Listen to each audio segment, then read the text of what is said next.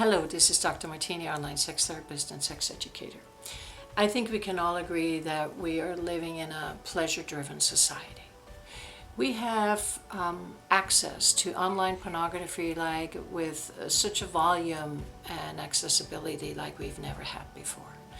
We are being offered shortcuts for pleasure and sex, and we have a surplus of dating apps that on a spectrum from we can have anonymous sex and we can have love forever. At least we're being promised that by all of these ads, and there's ads on TVs and all on our apparatuses that we use all day long that offer us pleasure enabling medication so we can have any kind of a pleasure we want wherever we want it. You know, one would actually think that we are excessively greedy for pleasure and sex, and that is the status of our society. So, but are we really having pleasurable sex? Are we really that turned on, is the question. As a matter of fact, we don't. As a society, I mean everyone, this goes through age groups, ethnic and race groups, social economic groups, gender groups. Our society, our senses in this society that we have created are completely overwhelmed by the constant bombardment of easy to access, seemingly endless supply of quick fix pleasures.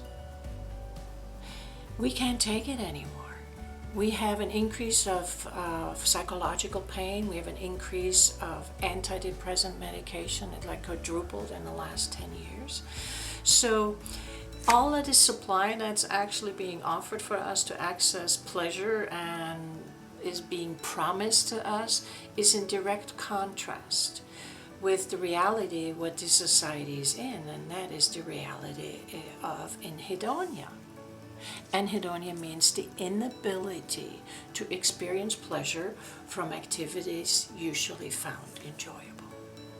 So who hijacked our capacity of experiencing pleasure? Well, for that point, I want to read you something from this book. And she writes, Dr. Nan Weiss writes, she says, our technology-driven, constantly connected culture reinforces the disruption of our pleasure system. Television binge watching, non-stop texting, Snapchats, checking Instagram, and other repetitive behaviors that now happen almost automatically keep us distracted and numb, hijacking our neural pathways at critical points. In fact, attention engineers are being paid big money to keep us consuming the products tech culture sells by captivating us and keeping us clicking from site to site, app to app, soundbite to soundbite, seduced into constantly seeking more. With little capacity to digest what we take in, we enter a state of pleasure shutdown, never quite getting the opportunity to learn to feel our pleasures more fully, to savor the sensations, and to register whether this pleasure is indeed serving our well-being. Instead, we stay disconnected from our real needs and reach for quick pleasure fixes that only amp up our appetite to seek more, like being really hungry and getting quick whiffs of the smell of delicious food without any sustenance. In always seeking, we also take away the opportunity to feel bad, uncomfortable, and truly needy. Vital information that actually has a purpose. Pain or discomfort is real information our brains need to register, process, and then fix. So this constant bombardment is interrupting our natural way to experience pleasure. True pleasure, sexual or otherwise, has become hard to find, and as a result, we have been cut off from an essential dimension of our capacity for happiness. this is scary, but this is a fact. This is what's going on. So what can we do? First become aware of what this is going on, this hijacking of our capacity of pleasure. Anhedonia, look it up. And also check out this book, Why Good Sex Matters. This is awesome. I am really into it. I'm glad I got a hold of it.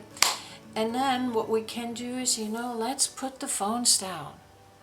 Let's take a breather. Let's experience some of the needs that we have without having to run for it. Don't go on speed dating. Don't have sex when you're dating somebody on the first night. You can wait on that. You can wait to connect. You can wait to experience how it would be to really want to and to really need to connect with somebody. We think we know how, but we really don't.